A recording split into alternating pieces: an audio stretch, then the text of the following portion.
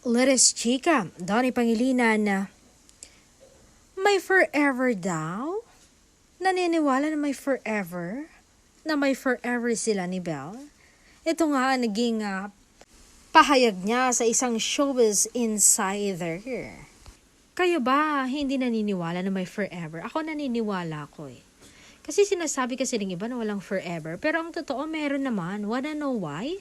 I tell you why and how. Meron naman kasi talagang forever eh. If you treat someone what they wanted and make them feel important, kasi they always say, walang forever. Stop saying that. Baka hindi nyo talagang pahalagan yung tao. Kaya kayo iniiwan. Kung sakali mang dumating kayo sa punto na nag-aaway kayo, fix it as soon as possible. Kasi it can cause serious problem with you and your partner's relationship. Pahalagan nyo na lang sila. Know what they worth.